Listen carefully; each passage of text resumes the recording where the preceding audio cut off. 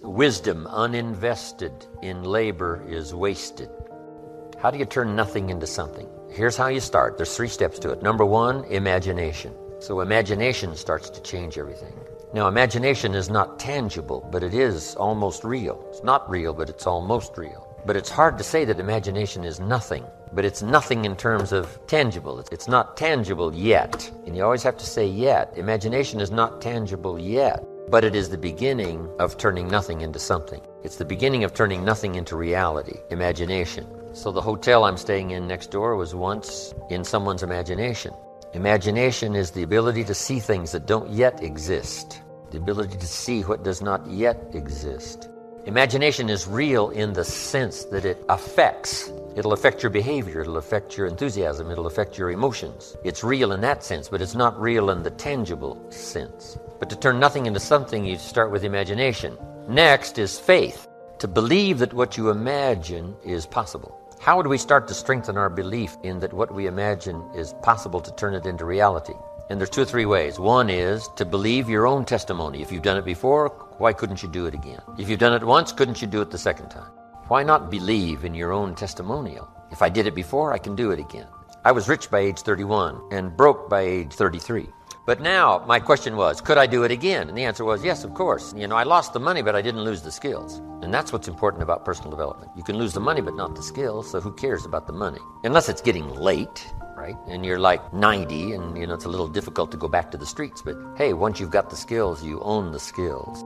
It's like sales. A skill is more valuable than a sale. Sometimes a salesperson says, I need a sale. I said, no, you need a skill. Sales are temporary. Skills are permanent. So we start with imagination, which is almost real. It's not real yet. It's not tangible yet, but it's almost real. Now we move to faith to believe that what we imagine is possible. So we study our own testimony. If we've done it before, we can do it again. Here's what else we study. Other testimonials of somebody who did it. Somebody that built a hotel said, yes, I started with some plans and finally believed it was possible, and here it is. Say, well, if it's possible for one, it's possible for another.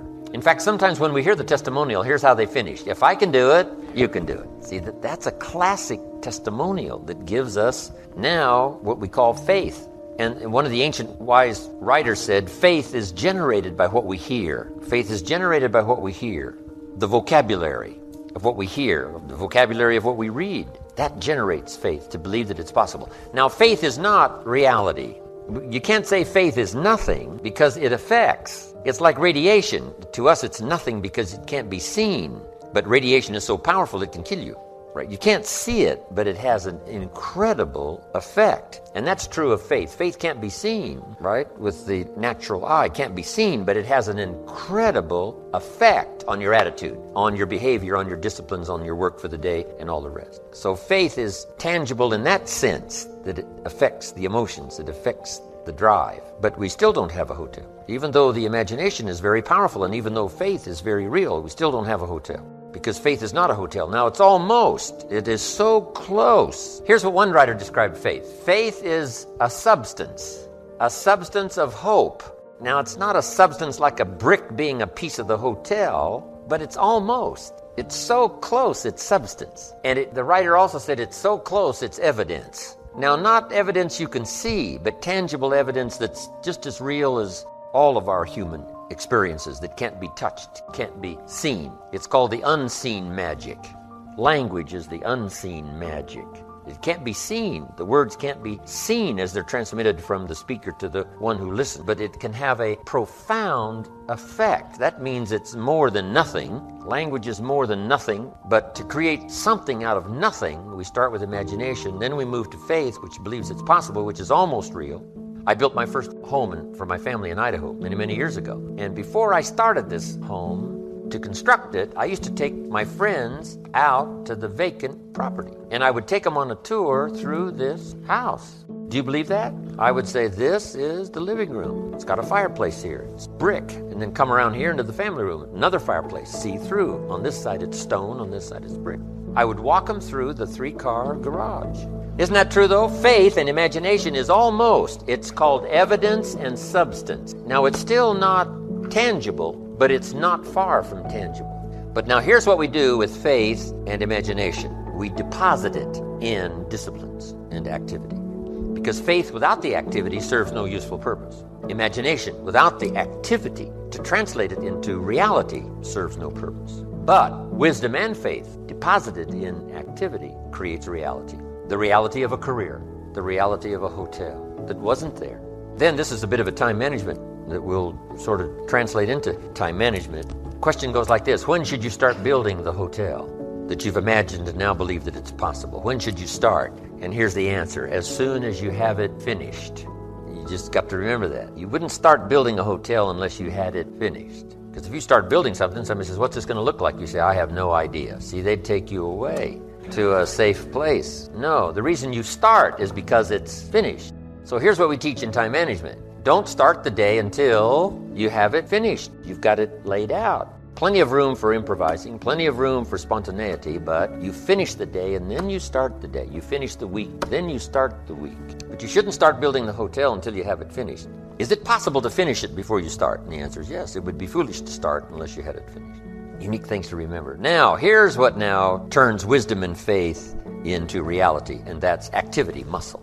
The labor, the work. Some people go for affirmations, but see that I do believe in affirmations, but here's the key on affirmations, and that is to affirm the truth. Affirm the truth. If you're broke, best thing to affirm is, I am broke. You put that up on the refrigerator where you can see it every day.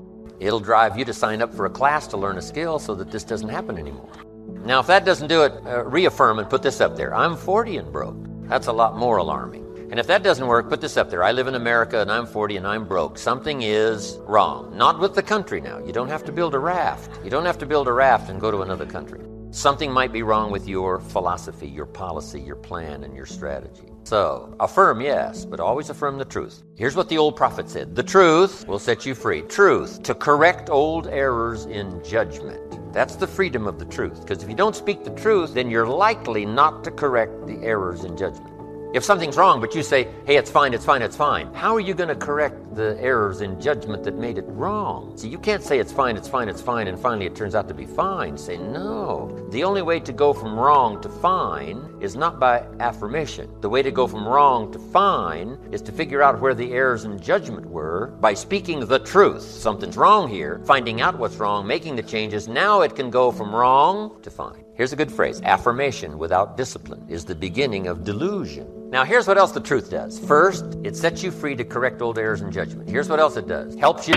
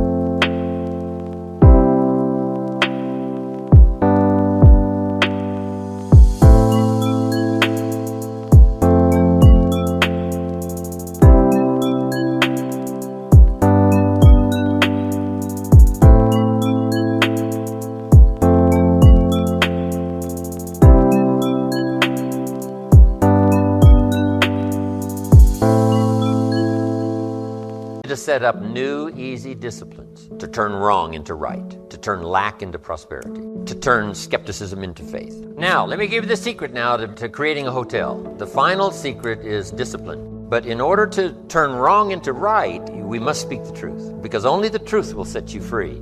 Free to correct an error in judgment. Because here's the formula for failure and here's the formula for success. Formula for failure, number one, a few errors in judgment repeated every day. We call that the formula for failure. A few errors in judgment repeated every day. Now, why would you repeat an error in judgment the second day? Reason, failure doesn't occur at the end of the first day. If it did, it would be helpful, because then you wouldn't do that anymore. But errors in judgment are so subtle because they don't usually show their results until for a while. But a few errors in judgment repeated every day, and sure enough, you're way off course. Now, here's all you got to do to turn that around. A few simple disciplines practiced every day, starts to create success. Not at the end of the first day. The first day is the end of a new beginning, the first day. That you've started a new track, that you've started a new direction. So we must all speak the truth. So affirm the truth. Yes, affirm God is good. Yes, affirm life is full of possibility. Yes, affirm all the truthful possibility. But you don't need to try to trick yourself into saying something is okay when it isn't okay.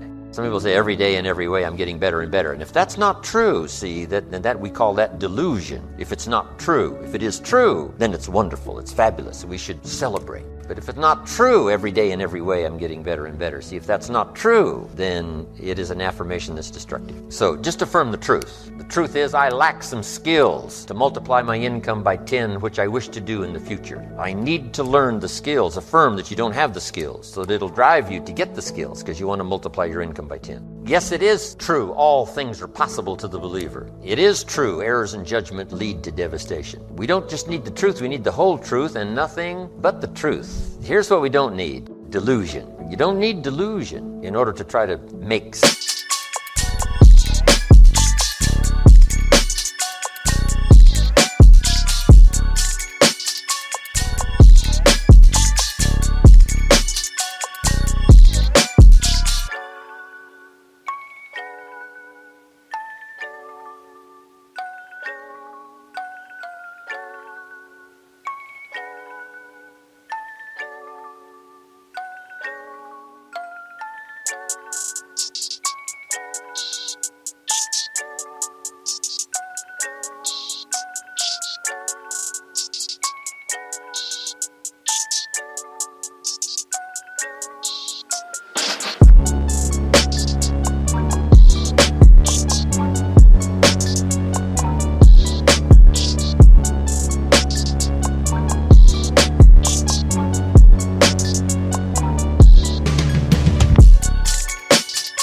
something out of nothing. All you need is this simple little formula to imagine, because imagination is so powerful. It's the beginning of creating all things that we see. Then faith to believe it's possible. It says what? With faith, everything's possible. Without faith, nothing is possible. So that's a good study to make, creating faith to believe it's possible. But now we deposit faith and imagination into muscle, into discipline. Michelangelo was a genius, but it wasn't his genius that created this famous sculpture. But his genius was so strong and he believed in it so thoroughly that he picked up the chisel and the hammer. And it was the muscle and the chisel and the hammer that created the sculpture. And without the discipline, there would be no sculpture.